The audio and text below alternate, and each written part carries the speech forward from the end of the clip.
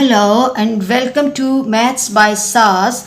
This is my third lesson of D2 chapter number 5 exercise 5a, that is about solving quadratic equation by factorization. In this lesson I will solve basic level question number 3 that says solve each of the following equations. Before going to the lesson, there are some key terms that we have to understand. That what does the term solve, solution or roots mean? Solution means to find the values of unknowns of the equation by applying different suitable methods. What are the methods of solution of quadratic equation? And integration of the lesson with the previous lesson. For the better understanding of lessons of mathematics, it's really important that you integrate your concept with the previous concepts and you should have the good grasp on the current concepts. Let's move to a part of the question. A part of the question is a square plus 9a equals to 0. If you look at the question is not in the factorized form given. We can pull out a as a common factor. So what I will be doing in the beginning, I will write this expression in form of the product of two expressions. I have to extract a out, and when I will be extracting a out, at first place I will left with a, then I have to copy the sign as it is, and then plus 9 equals to 0. Now my question is in factorized form. Now I can apply. Now this question is similar to question number 1 and 2. Okay, now I have to apply either our condition, either a will be equal to 0 or a plus 9 will be equal to 0. So one of the roots is a equals to 0, and from the second equation, in order to get the root or the solution, what I have to do, I have to shift this constant to other side by changing the sign. So this will give me a equals to minus 9. So the two solutions of this equation are a equals to 0, a equals to minus 9. Coming to the second part that says b square minus 7b equals to 0. Again we can see that b is common in both parts of the question. Extract it out, pull it out. Okay, extract the common factor b out, and inside the bracket I will left with b minus 7. Now from this step, this question is similar to question number 1 and 2 of the exercise. Now apply either our condition, either b equals to 0. Always try to find the links between your concepts to make your studies easy. B minus 7 or b minus 7 equals to 0. B minus 7 equals to 0.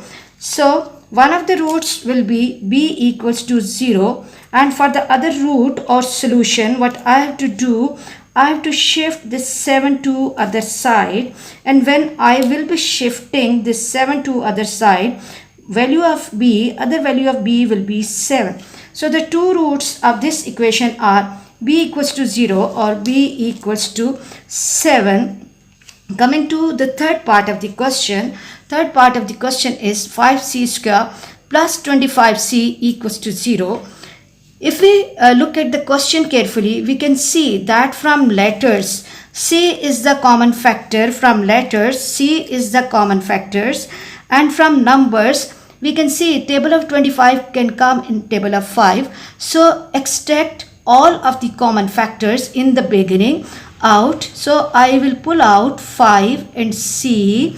When I'm taking 5c out, inside the bracket I will left on the first place, because from 5c square, 5c is out, c plus 5 equals to 0.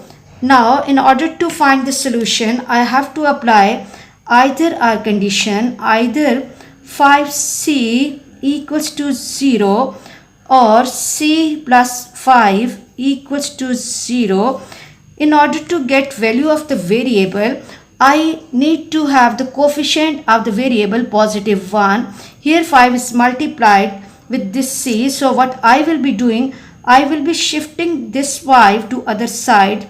C will be equal to 0 by 5, or c will be equals to 0, because whenever numerator is 0, my answer will be 0. Or from the other part, this 5 is added to c, so I have to shift this 5 to other side, and it will take the form c equals to minus 5. C equals to minus 5. So the two solutions of this equation are C equals to 0 or C equals to minus 5. Very easy questions. And if question 1 and 2 are clear to you, then this question will not be a problem for you people. Coming to D part of the question, that is 3d square minus 4d equals to 0. 3 and 4 doesn't come in one table, but if we look at the variable, we can pull out d as a common factor, and when I'm extracting d out, on the first place I will left with 3d minus 4 equals to 0. Now in order to solve this equation, I have to apply either d equals to 0 or 3d minus 4 equals to 0. So one of the solutions of this equation will be d equals to 0. For the second part, first of all, we can see that this 4 is added to 3d. Now I have to shift that 4 to other side by changing the sign. 3d equals to positive 4 because on this side 4 was negative, and then what I will be doing, d equals to 4 by 3, as the numerator is larger than the denominator, so always give your answer in form of the mixed number, 1 whole 1 by 3. I hope you are clear about this question. These questions are easy. Now coming to the next part of the question, that is 3f minus 81f square. Look carefully that what can be extracted as a common factor here. If you look at 81, table of 3 is suitable for 81, and from letters we can extract f out. So what I will be doing, I will be pulling out 3f, and then I have to put the bracket. When I've extracted 3f from the first place, what should I write here? I have to write 1 minus 3 is how many times 81? That is 27f equals to 0. Now in order to solve this equation, I have to apply either 3f equals to 0 or 1 minus 27f equals to 0. This 3 is multiplied by f. So shift it to the other side. This will give me f equals to 0 by 3 or f equals to 0. Coming to the second part, this 1 is added on this side. First of all, I have to shift this 1 to other side, and it will give me minus 27f equals to minus 1. As we need the variable coefficient of the variable positive 1, so I have to shift this minus 27 to other side. So what it can be in the next step, minus 1 over minus 27. As we have the minus sign in numerator and denominator both, so we can cancel them. So the other root of this equation will be f equals to 1 by 27. I hope this question is clear to you. Let's move to the next part of the question. Next part of the question is 4h square minus 16h. Look at the question carefully. Minus 4h square minus 16h equals to 0. Look at the question carefully and think what can be taken as a common factor. Both the parts of the question are having minus sign. So I can extract minus 4, minus sign 4 and h. As I have extracted minus 4h out, so I will left with h on the first place, then plus 4, because 4 times 4 is 16, and then is equal to 0. Now apply either our condition, either minus 4h equals to 0 or h plus 4 equals to 0. In order to get value of the variable, shift this minus 4 to other side. So what we have to do in the next step is h equals to 0 by minus 4 or h equals to 0, or from the second part, shift this positive 4 to other side, and it will become h equals to minus 4. H equals to minus 4. So the two solutions of this equation are h equals to 0 and h equals to minus 4. Coming to the next question, question says solve each of the following equations. If we look at the first part of the question, that is n square minus 16 equals to 0. If you look at the left hand side of this equation, this expression is in form of the difference of two squares. Here, first of all, I have to express this part in form of the identity. So what it will be, I have to think about the number whose square is 16.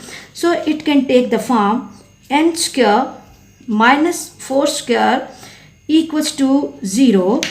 We know, if we recall chapter number 4, we can recall that we have to, in the next step, write it in form of a plus b and a minus b. So according to that, it will become n plus 4 into n minus 4 equals to 0. Then I have to apply either our condition, either n plus 4 equals to 0 or n minus 4 equals to 0. In order to get value of the variable, what we have to do is we have to shift this constant to other side by changing the sign. This will give me n equals to minus 4 or n equals to 4. If we look at the answers, we can see that we are getting the same answers with the opposite signs when we are applying the difference of two squares. So I must have to write my combined answer n equals to plus minus 4. Here I have specially selected these questions for you to give you the idea that before solving the question, you have to see that which question and which identity is suitable for the solution of which type of question. Here you can see, although in this part and a part that we have started in the beginning, both were having the square term and then the product term, the next term is added to them.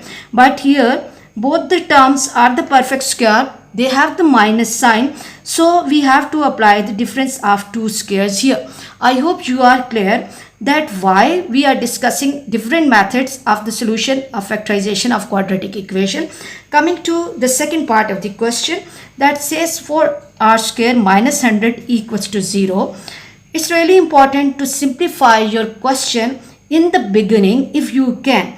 If we look at 100 and 4, I can extract 4 out as a common factor. 4 into r square minus 4 is how many times 100, that is 25, equals to 0. Now shift this 4 to other side and I have r square minus 25 equals to 0. Again, if we look at this part of the question, r square minus 25, this is the application of difference of two squares, and according to that I will write it in form of the identity r whole square minus 5 whole square equals to 0. Then in the next step I have to write it in form of a plus b multiplied by a minus b. So it will take the form r plus 5 into r minus 5 equals to 0. Then I have to apply either our condition, either r plus 5 equals to 0 or r minus 5 equals to 0. In order to get value of the variable, I have to shift the constants to other side. This will give me r equals to minus 5 or r equals to 5. So we are getting at this stage same answers with opposite sign. Write the answer, write your combined answer r equals to plus minus 5. I hope you are clear about this question.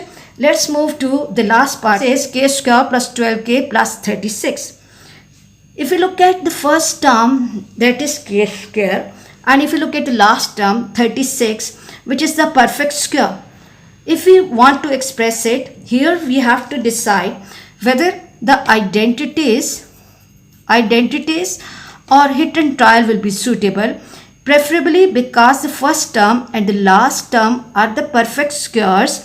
So we have to check one of the identities here, and if I'm expressing it in this form, a whole square plus 6 whole square. Then I have to check the product term. Plus 2 into a from the first bracket, that is k, and b from the second bracket, that is 6, equals to 0. We can see that our expression can be written in the form of a square plus 2ab plus b square, and recall that this identity can be written in the form of a plus b whole square. So according to that, what I will be doing, I will be writing this expression in this way, that k plus 6 whole square equals to 0. Now in order to get the value of the variable, I have to remove this square, and in order to remove this square, I have to take the square root on both sides. So that will become k plus 6 equals to 0, taking square root. Taking square root on both sides will give me k plus 6 equals to 0. Now in order to get the value of the variable, I have to shift this 6 to other side, and it will give me k equals to minus 6. This is the solution for this equation. Now I hope you are clear about how to factorize different type of and solve different type of quadratic equations and apply the suitable method for the factorization. For next difficulty level, please catch me in the next class. Watch my lessons, like, share and subscribe the channel, and press bell icon to get the notification of every lesson in time. Thank you very much.